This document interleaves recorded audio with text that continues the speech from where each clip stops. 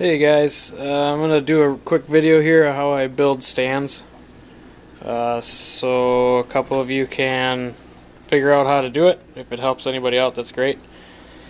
This is mainly for JWHiser to show him how I do them. So this is a double 125 stand. I'm going to have one on the top, one on the bottom. I know a lot of you guys don't like having tanks that close to the floor, but that works out for me because I use a pump to pump all my water outside when I do water changes, because I have a septic system here, so I don't pump any of my water down the drain. So if you want to build them up off the ground, it's up to you. I do have one that I did that way. This particular spot here, I don't have ceiling clearance either. You can see how close the ceiling is to where the tank's going to sit, so in order for me to be able to get in it and work on it, I had to keep the stand down as far as possible. Alright, but what I do is this one here I use 2x6s, and I just cut them to length. You know, I make this first part all one rectangle, and I've used 5/8 CDX plywood, which is sanded plywood. It's a little better grade than that wafer board crap that you can get. Seems to repel water a little better too. I cut my outside legs, and those get screwed on to the bottom. I use 3-inch triple coated deck screws for that, and I always pre-drill all these outside pieces. Get pre-drilled so they don't you don't split the wood, because a lot of times these are kiln dried and they will split. So you make your rectangle. See if I can get this to zoom out. Nope. You make your shelf alone, and then when you set that on the ground, you'll take your outside leg and just put one screw in it somewhere just to hold it in place. Do that all the way around for your legs, because everything will square up.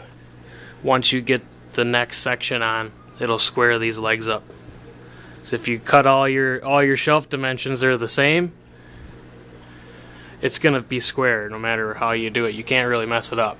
So in the inside, this piece of wood here is what braces the next shelf up. If you stand your 2x4 on end, it's next to impossible to shatter that with any amount of weight that you're going to put up there. And I also screw that. There's 4 screws going into that board to hold this to the outside leg, so it keeps it in place. And they're always tight fitting. There's no air gaps in between. So use as many screws as you can. I've seen people that lag bolt them. That's fine too, but then you end up having bigger holes in the wood, which I don't particularly care for. If you want to use 4x4s, you're going to have to use lags. So you're going to have to drill all the way through that 4x4 in order to bolt it together. It's a pretty easy process. My wife and my son helped me build this one, so I think they're pretty straightforward. There's really nothing to it. And you don't need much for tools, just a drill, a chop saw, and a circular saw. You know, draw out your plans before you go get your lumber. That way you got everything you need. You don't have to make 52 trips to the Home Depot or Menards or whoever you're going to. And I got another stand. I'll show you this other one that we made. It's kind of darker in here, but this is could be a triple 75-gallon stand. It's awful dark in here. Let's see if I can film it from out here. A little more light. You can see it's the same premise, just one long upright, and then these are screwed to the outside, you know. And that's just what keeps the integrity of the stands. That's what holds the weight. Fish tanks really only carry weight by the four corners, so the centers aren't really that crucial strength-wise. I don't really know. I mean, this is a standard setup. You can see how I spaced this one off the floor. I just cut a 6-inch piece of 2x6 and put it under there, and that's what the shelf sits on. It'd be the same premise as how this one here would be. Super easy. I know, Jeff, you were talking about building a staggered one. I've never built one like that, but I could probably easily figure it out. It's going to work, pretty much the same as this. You're just going to have more legs on the outside edges. If you're going to span any length of distance, you're going to be putting center braces, from however wide your tank's going to be. This is kind of a crappy video. I got a tight area here and I can't zoom out any further. Just put your upright somewhere in the center, or however wide the tank is. Put an upright, give yourself some room so you can obviously slide the tank in there, but that way you can brace up that center section. This one here, a 6-foot span, I figured I'd use a 2x6 because it's not going to bow.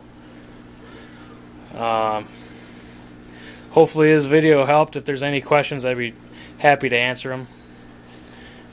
Just comment on the video and I'll get back to you. I'm more than happy to help anybody out that needs a hand.